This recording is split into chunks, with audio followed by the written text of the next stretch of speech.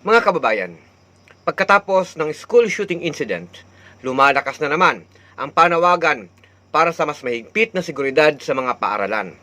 Body scans, metal detectors, transparent bags, mga mahigpit na online access controls, at nationwide safety drills.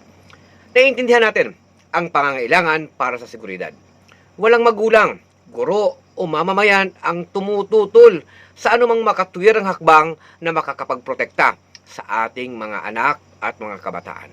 Pero hanggang saan po ang kailangang i-adjust ng mga ordinaryong estudyante, mga guro at school community? At kailan naman natin haharapin ang mas matinding problema, ang pagkakaroon po ng access sa mga baril ng mga kabataan?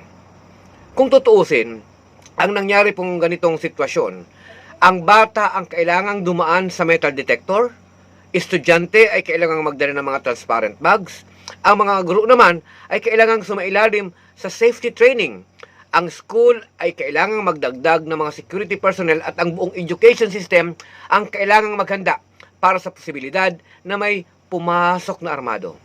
Everybody adjust. Lahat kailangang mag-adjust. Pero, papaano naman ang gun owners?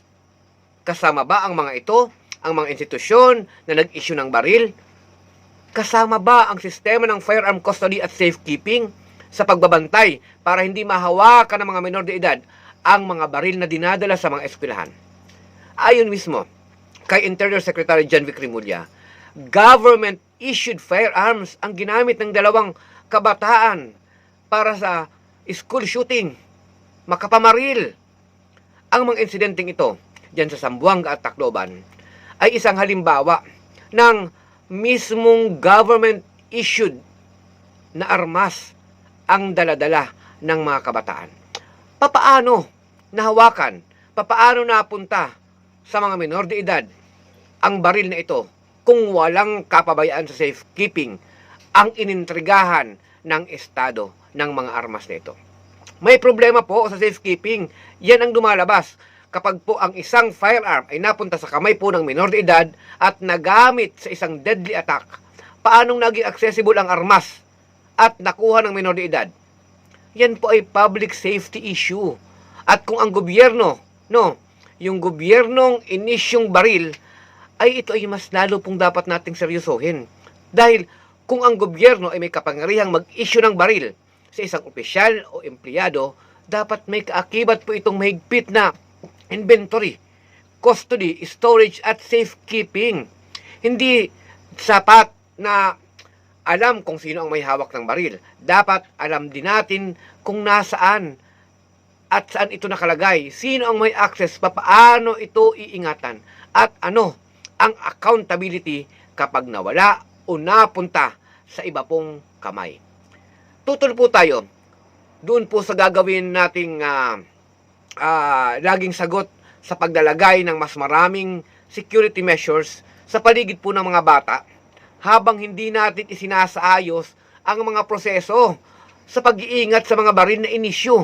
Dahil may peligro po kapag ganito po ang nagiging mindset natin. Imbis na pigilan ang pinagmulan ho ng panganib, tinuturuan natin ang mga bata kung papaano mabuhay kasama na ng ganitong sitwasyon.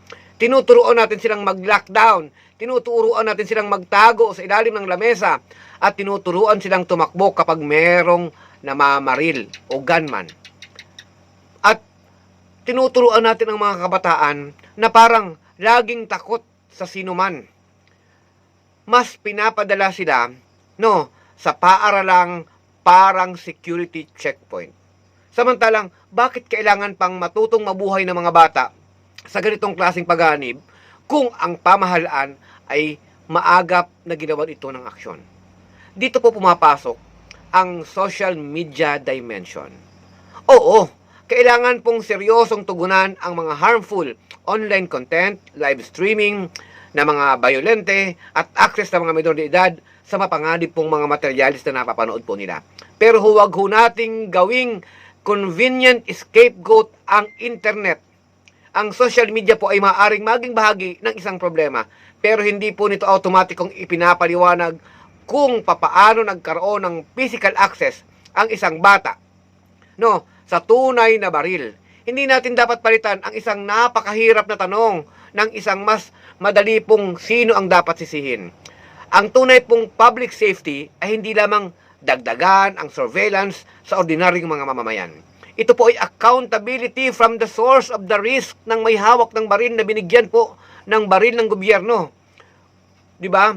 Dapat ang may firearm, dapat mas responsable. Kaya, everybody must adjust. Pero, hindi po pwedeng ang mga bata lang ang mag-adjust.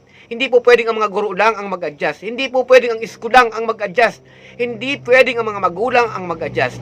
Kung seryoso tayo sa ating child safety, kailangan kasama sa adjustment ang mga gun owners, firearm custodians, government agencies, at ang buong sistema ng gun accountability.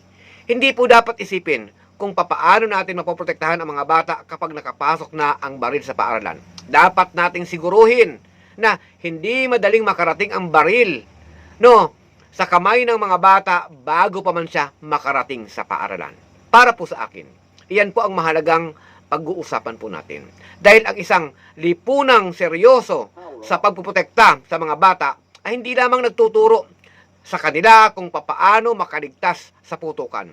Dapat tinitiyak nito na gawin ng mga matatanda at ng mga institusyon at ng pamahalaan ang lahat upang hindi na kailangang pangharapin ng bata ang putukan sa loob ng mga paaralan.